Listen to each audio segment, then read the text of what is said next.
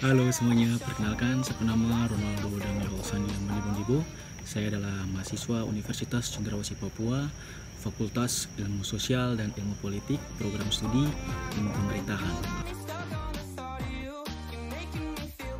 Konon, ketika masyarakat atau manusia belum mengenal apa yang dimaksud itu dengan pemerintahan, mereka hidup dalam komunitas-komunitas kecil yang bersifat otonom, self-sustain yang artinya mereka hidup mandiri atau mereka tidak butuh bantuan dari orang lain. Dan juga pada saat itu manusia atau masyarakat itu mereka hidup berpindah-pindah tempat dari satu tempat ke tempat yang lain. Jadi pada saat itu ketika manusia atau masyarakat belum mengenal pemerintahan, mereka yang berkuasa adalah mereka yang memiliki power atau mereka yang memiliki fisik yang kuat. Mereka dapat melakukan apapun kepada mereka yang lemah. Pemerkosaan, perampasan barang, dan juga eksploitasi antara manusia adalah pengalaman sehari-hari yang dirasakan oleh mereka yang lemah. Jadi ada seorang filsafat dari Inggris yang bernama Thomas Hobbes.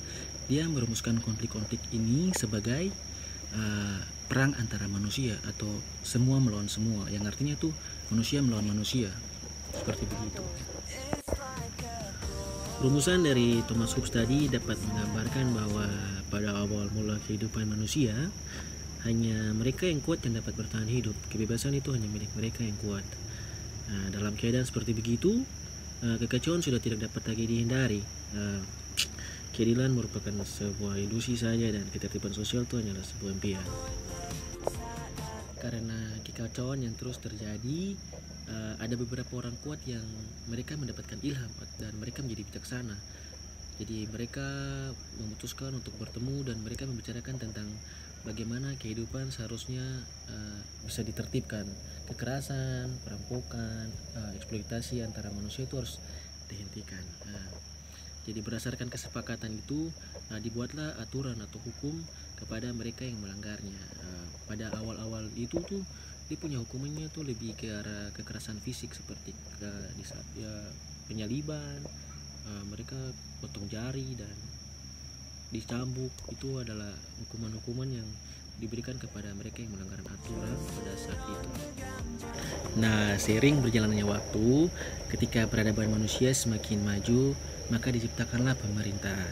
Dan pemerintah itu yang memiliki hak dan wewenang untuk membuat sebuah aturan atau hukum, dan aturan-aturan itu wajib ikuti oleh semua masyarakat atau manusia yang tinggal di pemerintahan tersebut atau negara tersebut.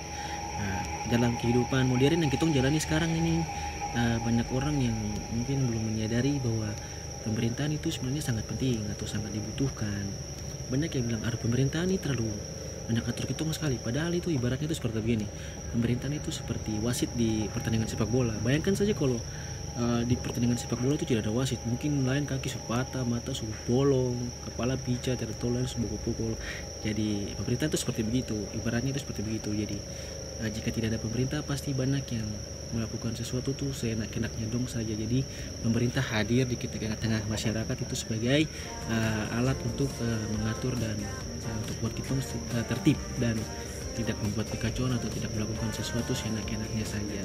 So, ladies and gentlemen, terima kasih banyak sudah dengar saya punya penjelasan sedikit tentang pemerintah sebagai sebuah kebutuhan di tengah-tengah masyarakat atau di tengah-tengah sebuah bangsa atau negara. Mohon maaf jika ada kekurangan atau saya punya penjelasan tidak dapat dimengerti atau kurang dimengerti. Mohon maaf, karena ini bagian dari proses untuk saya belajar tentang pemerintahan. Jika ada pertanyaan atau sesuatu yang ingin ditanyakan, silahkan leave a comment below. Jangan lupa untuk like, share, dan juga subscribe, of course. Terima kasih banyak sudah dengar saya punya penjelasan. Tuhan berkati. Peace out bro.